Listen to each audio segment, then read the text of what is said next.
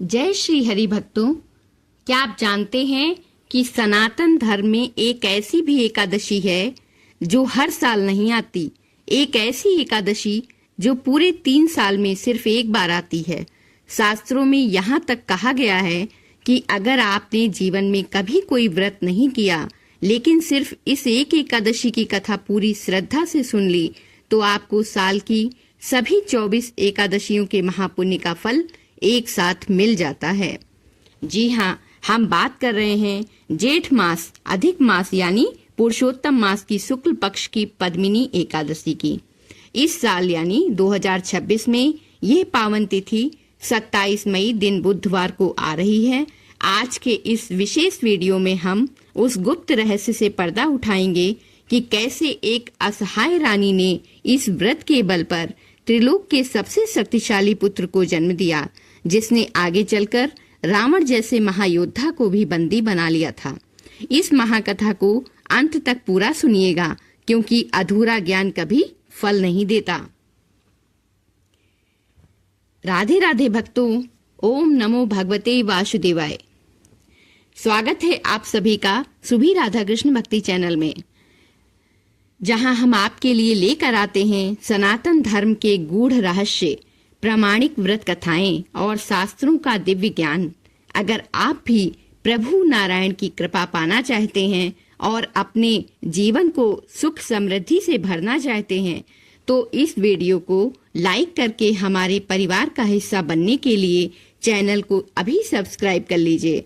आइए अब बिना विलंब किए पूरे विधि विधान और पवित्रता के साथ आज की इस अमर कथा की शुरुआत करते हैं। कथा में प्रवेश करने से पहले आइए हम सब मिलकर आदि पुरुष भगवान नारायण और ज्ञान की देवी माँ सरस्वती के चरणों में वंदन करें। नारायणम नमस्कृत्य नरम चैव नरोत्तमम देवीं सरस्वतीं व्यासं ततो जय मुदीरयेत्। हे भक्तों, इस श्लोक का अर्थ है कि कथा शुरू करने से पहले हम सब जगत के पालनहार भगवान नारायण को, मनुष्यों में श्रेष्ठ ऋषि नर नारायण को, ज्ञान की साक्षात देवी माता सरस्वती जी को और इस कथा को लिपिबद्ध करने वाले महर्षि वेद व्यास जी को सादर प्रणाम करते हैं और उनके चरणों का आशीर्वाद लेकर इस जय यानी विजय प्रदान करने वाले ग्रंथ का पाठ शुरू करते हैं। बोलिए लक्ष्मी नारायण भगवान की जय, माँ सरस्वती मैया की जय। भक्तों, आइए अब विस्तार से कथा का शुभारंभ करते हैं। भक्तों, कथा प्रसंग में जाने से पहले हमारे लिए यह जानना बेहद जरूरी है कि इस साल यह व्रत कब रखना है और इसका सही समय क्या है।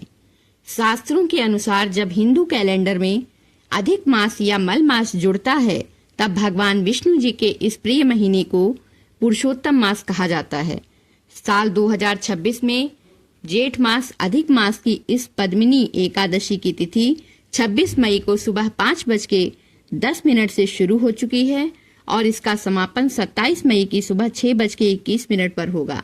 उदया तिथि के नियमों के अनुसार पद्मिनी एकादशी का महाव्रत आज 27 मई 2026 बुधवार को ही रखा जा रहा है। और सबसे महत्वपूर्ण बात यह है कि व्रत का पारण यानी व्रत खोलने का जो सबसे सटीक और शास्त्रों का समय है वो 28 मई को सुबह 5:25 से लेकर सुबह 7:56 तक रहेगा। याद रखिए भक्तों, पारण के नियमों में जरा सी भी चूक आपके पूरे व्रत के फल को नष्ट कर सकती है, इसलिए समय का विशेष ध्यान रखें। आइए अब हम प्रवेश करते हैं उस दिव्य काल में जब धर्म स्वयं धरती पर वास करता था। धर्मराज युधिष्ठिर के पूछने पर स्वयं भगवान श्री कृष्ण जी ने इस परम पावन कथा का वर्णन अर्जुन से किया था। त्रेता युग में महिष्मतिपुरी के एक राजा थे जिनका नाम था कृतवीर्य। राजा कृतवीर्य परम प्रतापी, न्यायप्रिय और धार्मिक शासक थे। उनके राज्य में प्रजा बहुत सुखी थी, धन धान्य की कोई कमी नहीं थी। राजा की कई रानियां थीं, जिनमें सबसे प्रिय और रूपवती थी रानी पद्मिनी। रानी पद्मिनी साक्षात देवी लक्ष्मी के समान सौम्य और पतिव्रता थीं। सब कुछ होने के बाद भी राजा कृतवीर के जीवन में एक ऐसा गहरा अंधकार था जो उन्हें अंदर ही अंदर खाए जा रहा था। वो अंधकार था संतान का ना होना। राजा कृतवीर की कोई भी संतान नहीं थी जो उनके बाद महिष्मती नगर का राजपाट संभाल सके और उनका वंश आगे बढ़ा सके। संतानहीन होने की इस पीड़ा से व्याकुल होकर राजा ने अनेक यज्ञ करवाए, बड़े बड़े ऋषियों महर्षियों को दान पुण्य किया, अनेक प्रकार की औषधियों का सेवन किया, लेकिन विधाता की लेखनी को कौन बदल सकता था। कोई भी उपाय सफल नहीं हुआ। राजा की बूढ़ी हड्डियां जब जवाब दे रही थीं और महल की दीवारें सूनी पड़ी थीं। अंत में राजा कृतवीर ने एक कठोर निर्णय लिया। उन्होंने अपने मंत्रियों को बुलाया और कहा, अब यह राजपाट, यह वैभव मेरे किसी काम का नहीं। मैं अपने प्राणों को त्यागने या वन में जाकर घोर तपस्या करने के लिए तैयार हूँ। राजा का यह निर्णय सुनकर पूरी महिष्मतीपुरी में शोक की लहर दौड़ गई। जब रानी पद्मिनी को यह पता चला तो उन्होंने एक सच्ची अर्धांगिनी का धर्म निभाया। रानी ने राजा से कहा, हे स्वामी, जहाँ आप जाएंगे वही मेरी अयोध्या होगी। मैं आपको इस विकट परिस्थिति में अकेले वन में नहीं जाने दूंगी। राजा ने बहुत मना किया, लेकिन रानी पद्मिनी अपने निश्चय पर अडिग रहीं। राजा कृतवीर ने अपने राजसी वस्त्रों का त्याग कर दिया। उन्होंने और रानी पद्मिनी ने केवल मृगछाला और वल्क वस्त्र धारण किए। राजपाट मंत्रियों को सौंपकर दोनों गंधमादन पर्वत की ओर चल पड़े। वो पर्वत जहाँ केवल हवाएं गूंजती थीं और खूंखार जंगली जानवर रहते थे, वहाँ पहुंचकर राजा कृतवीर ने एक पैर पर खड़े होकर भगवान शिव और भगवान विष्णु की कठोर तपस्या शुरू की। रोंगटे खड़े कर देने वाली बात तो यह थी भक्तों कि राजा ने अन्न और जल का पूरी तरह से त्याग कर दिया था। देखते ही देखते साल बीते, दशक बीते और सदियां बीत गईं। पुराणों में उल्लेख है कि राजा ने 10,000 वर्षों तक घोर तपस्या की। इस लंबी अवधि में राजा का शरीर सूख कर केवल हड्डियों का ढांचा रह गया था, लेकिन अफसोस इतनी कठोर साधना के बाद भी उन्हें पुत्र रत्न की प्राप्ति नहीं हुई, ना ही भगवान प्रकट हुए। अपने पति की इस दयनीय स्थिति को देखकर रानी पद्मिनी का हृदय कांप उठा। वो विलाप करने लगी। तभी उस तपोवन में सती शिरोमणि महर्षि अत्रि की पत्नी माता अनुसुईया का आगमन हुआ। माता अनुसुईया ने जब रानी पद्मिनी को इस प्रकार रोते हुए देखा तो उनका ममतामयी हृदय द्रवित हो उठा। माता अनुसुईया ने रानी के सिर पर हाथ फेरा और कहा, हे पुत्री, तुम इतनी व्याकुल क्यों हो? तुम्हारे पति की तपस्या में कोई कमी नहीं है, लेकिन विधाता के कुछ विधान कर्मों के अधीन होते हैं। तुम रोना बंद करो। मैं तुम्हें एक ऐसा गुप्त उपाय बताती हूँ जिससे त्रिलोक के स्वामी स्वयं तुम्हारे द्वार पर खिंचे चले आएंगे। रानी पद्मिनी ने माता अनुसुईया के चरण पकड़ लिए और कहा, हे माता, कृपा करके मुझे वो मार्ग बताइए। मैं अपने पति के प्राणों की रक्षा और वंश की रक्षा के लिए कुछ भी करने को तैयार हूँ। तब माता अनुसुईया ने मुस्कुरा कर कहा, पुत्री, ध्यान से सुनो। हर 32 महीने के बाद एक ऐसा महीना आता है जिसे मल मास, अधिक मास या पुरुषोत्तम मास कहा जाता है। ये महीना साक्षात श्री हरि विष्णु जी का स्वरूप है। इस महीने के शुक्ल पक्ष में जो एकादशी आती है उसे पद्मिनी एकादशी या कमला एकादशी के नाम से जाना जाता है। यह एकादशी इतनी शक्तिशाली है कि जो भी स्त्री या पुरुष इस दिन निराहार रहकर भगवान विष्णु के नाम का संकीर्तन करता है और रात्रि जागरण करता है, उसकी बड़ी से बड़ी असंभव मनोकामना भी पल भर में पूरी हो जाती है। तुम अपने पति के कल्याण के लिए इस आने वाले अधिक मास में पद्मिनी एकादशी का व्रत पूर्ण विधि विधान से करो। श्री हरि तुम्हारी गोद अवश्य भरेंगे। माता अनुसुईया की बात मानकर रानी पद्मिनी ने अधिक मास के आते ही उस परम दुर्लभ एकादशी का व्रत शुरू किया। दसवीं के दिन से ही उन्होंने सात्विक जीवन अपनाया। एकादशी के दिन सुबह ब्रह्म मुहूर्त में उठकर गंगा जल मिले पानी से स्नान कर पीले वस्त्र धारण किए और भगवान लक्ष्मी नारायण के सामने हाथ में जल लेकर व्रत का संकल्प लिया। दिन भर रानी ने अन्न का एक दाना तक ग्रहण नहीं किया, यहाँ तक कि जल की बूंद भी नहीं ली। वो लगातार मानसिक रूप से ओम नमो भगवते वासुदेवाय मंत्र का जाप करती रहीं। जब रात आई तो वो सोई नहीं। उन्होंने अखंड दीप जलाकर पूरी रात्रि हरि भजन और कीर्तन किया, जिसे शास्त्रों में रात्रि जागरण कहा गया। रानी पद्मिनी की इस अटूट श्रद्धा, निष्काम भक्ति और कठोर व्रत के प्रभाव से बैकुंठ धाम का सिंहासन हिल गया। अधिक मास के स्वामी साक्षात भगवान पुरुषोत्तम श्री हरि विष्णु शंख चक्र गदा और पद्म धारण किए हुए गरुड़ पर सवार होकर प्रकट हो गए। पूरे वन में एक दिव्य प्रकाश फैल गया, जिसकी सुगंध से ऋषि मुनि भी सम्मोहित हो गए।